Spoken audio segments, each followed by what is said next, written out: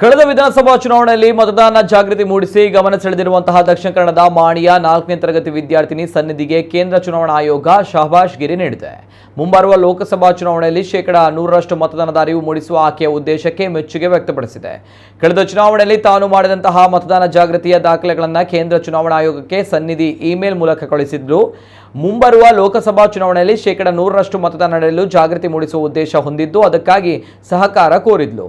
ಇನ್ನು ಇದೀಗ ಸನ್ನಿಧಿಯ ಪತ್ರಕ್ಕೆ ಆಯೋಗದಿಂದ ಪ್ರತಿಕ್ರಿಯೆ ಬಂದಿದೆ. ಕೇಂದ್ರ ಚುನಾವಣಾ ಆಯೋಗಕ್ಕೆ ಪತ್ರ ಬರೆದಿರುವುದಕ್ಕೆ ಧನ್ಯವಾದಗಳು. ಆಯೋಗವು ನಿಮ್ಮ ಮೌಲಿಕ ಅಭಿಪ್ರಾಯಗಳನ್ನು ಗುರುತಿಸಿದೆ. ಉತ್ತಮ ಚುನಾವಣಾ ಪ್ರಕ್ರಿಯೆ ನಡೆಯಲು ಪೂರಕವಾಗಿ ನಿಮ್ಮ ಅಭಿಪ್ರಾಯ ಕಾರ್ಯಗಳನ್ನು ಪ್ರಶಂಸಿಸುತ್ತೇವೆ ಎಂದು ಪ್ರತಿಕ್ರಿಯೆಯಲ್ಲಿ ತಿಳಿಸಿದೆ. ಬಂಟ್ವಾಳ ತಾಲೂಕಿನ ಬಾಳ್ತಿಲ ಗ್ರಾಮದ ಕಶ್ಯಕೋಡಿ ನಿವಾಸಿಯಾಗಿರುವ ಸನ್ನಿಧಿ ಮಾಣಿ ಪೆರಾಜೆ ಬಾಲ ವಿಕಾಸ ಇಂಗ್ಲಿಷ್ ಮಾಧ್ಯಮ ಶಾಲೆಯ 4ನೇ ತರಗತಿ ವಿದ್ಯಾರ್ಥಿನಿ.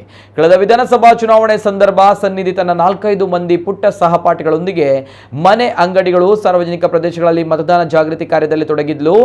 ಮತದಾನ ಮಾಡುವ ಜೊತೆಗೆ ಪಕ್ಷಾತೀತವಾಗಿ ಉತ್ತಮ ಅಭ್ಯರ್ಥಿಗಳನ್ನು ಆಯ್ಕೆ ಮಾಡುವಂತೆ ಪ್ರೇರಣೆ ನೀಡಿದ್ಲು. ದಕ್ಷಿಣ ಕನ್ನಡ ಜಿಲ್ಲಾಧಿಕಾರಿ ಈಕೆಯ ಕಾರ್ಯವನ್ನು ಗುರುತಿಸಿ ಪ್ರಶಂಸಿಸಿದ್ರು. ಲೋಕಸಭಾ ಚುನಾವಣೆ ಸಂದರ್ಭ ಬೇರೆ ರಾಜ್ಯಕ್ಕೂ ಹೋಗಿ ಅಲ್ಲಿನ ಭಾಷೆಯಲ್ಲೇ ಜಾಗೃತಿ ಮೂಡಿಸುವ ಆಸಕ್ತಿ ಇದೆ. ಸಂಗೀತ, ನೃತ್ಯ ಮಾಧ್ಯಮದ ಮೂಲಕ ಮತದಾನ ಜಾಗೃತಿ ಸಾಧ್ಯವೋ ಎಂಬ ಬಗ್ಗೆ ಚಿಂತನೆ ನಡೆಸಿದ್ದೇನೆ. ಮತದಾನ ಕಡ್ಡಾಯವಾಗಿ ಮಾಡುವವರಿಗೆ ಮಾತ್ರ ಸರ್ಕಾರಿ ಸೌಲಭ್ಯ ನೀಡಬೇಕು, ಆಗ ಮಾತ್ರ ಮತದಾನ ಜಾಸ್ತಿ ಆಗಬಹುದು ಎಂದು ಸನ್ನಿಧಿ ಹೇಳ್ತಾಳೆ. ಇನ್ನು ಮುಂದೆ ನನ್ನ ಉದ್ದೇಶ ನಾನು ಕರಪತ್ರ ಮತ್ತು ಡ್ಯಾನ್ಸ್ ಮೂಲಕ ಮಾಡುವ ಆಲೋಚನೆಯಲ್ಲಿದ್ದೇನೆ. ಆದರೆ ಬೇರೆ ರಾಜ್ಯಕ್ಕೆ ಹೋಗುವ ಉದ್ದೇಶದಲ್ಲಿದ್ದೇನೆ. ನನ್ನ ಫ್ರೆಂಡ್ಸ್ ನನಗೆ ಎಲ್ಲರೂ ಹೇಳಿದ್ದಾರೆ ಕಂಗ್ರ್ಯಾಚುಲೇಷನ್ಸ್ ಸನ್ನಿಧಿ ಮತ್ತೆ ಹೇಳಿದರು ನಿನಗೆ ನೆಕ್ಸ್ಟಿಗೆ ಆಲ್ ದ ಬೆಸ್ಟ್ ಅಂತ. ಟೀಚರ್ಸ್ ಹೇಳಿದ್ದಾರೆ ಡೂ ವೆಲ್ ನೆಕ್ಸ್ಟ್ ಟೈಮ್ ಅಂತ.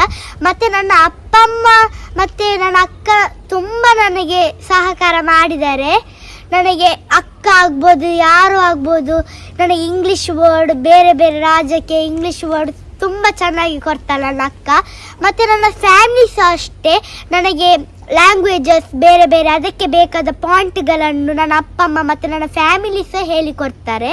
ಮತ್ತು ನನ್ನ ಅಪ್ಪ ಅಮ್ಮ ನನಗೆ ವಿಡಿಯೋ ಮೂಲಕ ಎಲ್ಲ ಸಹಾಯ ಮಾಡುತ್ತಾರೆ.